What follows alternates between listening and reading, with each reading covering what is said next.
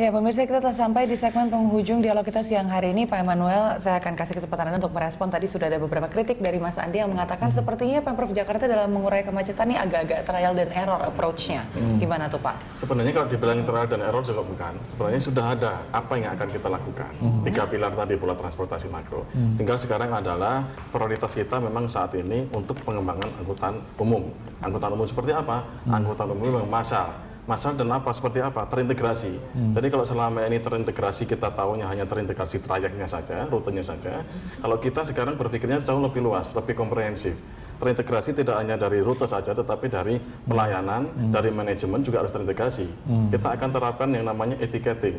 Jadi dalam rencana kita bahwasanya masyarakat sekali naik angkutan umum, dia berpindah ke angkutan umum mana saja, dia tidak perlu membayar lagi. Jika sistem ticketing itu sudah terlaksana. Nah, mengarah ke sana ini memang kita akan merapikan serpian-serpian tadi untuk menuju kepada terciptanya sistem angkutan umum yang memang lebih maju. Baik, kita ke Pak Andi. Pak Andi, tadi kata Pak Ahok bahwa target 2016-2017 macet akan berkurang. Ini kan waktunya tinggal sedikit lagi. Dengan waktu yang sedikit itu, apa yang harus dilakukan sesegera mungkin oleh Pemprov DKI Jakarta untuk mengurangi kemacetan? Saya pikir pertama itu sumber daya manusia.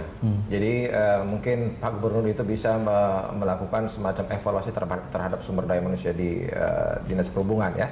Dalam artian bukan langsung dipecat-pecat gitu. Tapi kurang atau bagaimana gitu, Pak? Saya lihat kurang gitu. Itu mungkin perlu ditambah ya. Terus kemudian perlu dilakukan pelatihan-pelatihan yang cukup terhadap terutama kepada kawan-kawan kita yang di lapangan gitu ya. Nah, itu yang mungkin perlu dilakukan semacam empowering manpower di bidang di kawan-kawan di Dinas Perhubungan. Terus kemudian yang kedua, saya justru sekarang ini merangsang Pak Ahok itu untuk segera langsung mengambil kebijakan yang tegas. Ya, ERP itu langsung dilakukan aja. Terus kemudian yang kedua itu pembatasan usia kendaraan. Itu segera, jangan ditunggu-tunggu 3 tahun. Ya, jadi istilahnya kendaraan-kendaraan itu batas 10 tahun seperti yang di Singapura. Itu segera dilakukan. Nah, terus kemudian ketiga, kalau bisa umpamanya Pemprov DKI membuat perda. Mungkin untuk setahun itu mobil-mobil produksi baru itu tidak diperkenankan untuk melintasi Bisa Jakarta. mereduksi berapa persen kemacetan, Pak? Saya pikir kalau untuk itu bisa 50%. Kenapa? Karena saat ini produksi mobil murah itu cukup tinggi. Ya, semua merek-merek brand-brand mobil terkenal itu memproduksi mobil murah dengan harga di bawah 100 juta. Ya. Itu akan menjadi banyak gitu. Tapi kalau umpamanya Pak Ahok berani nggak buat perda itu, gitu kan? Dibatasi jumlah-jumlah kendaraan yang produksi baru, dibatasi jangan masuk Jakarta. Terus kemudian batas usia kendaraan di jalan-jalan protokol Jakarta 10 tahun. Nah, itu mungkin segera dilakukan. Itu kalau kita ingat dulu Gubernur Jokowi juga marah sekali dengan keluarnya beberapa produsen mobil di bawah 100 juta ya. Nah, itu kalau berani, itu kan impres. Sekarang Pak Jokowi udah presiden, cabur itu impres yang dikeluarkan Pak SBY. Betul.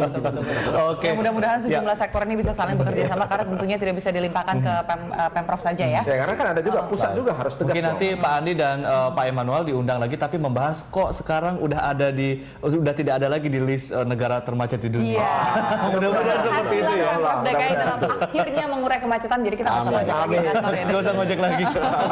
Terima kasih Pak Andi, terima kasih Pak Emmanuel. Mudah-mudahan kemacetan bisa berkurang begitu ya. Terima kasih. Dan pemirsa, demikianlah dialog kami di Lunch Talk, dan kami akan segera kembali di rangkaian informasi lainnya setelah jeda yang satu ini.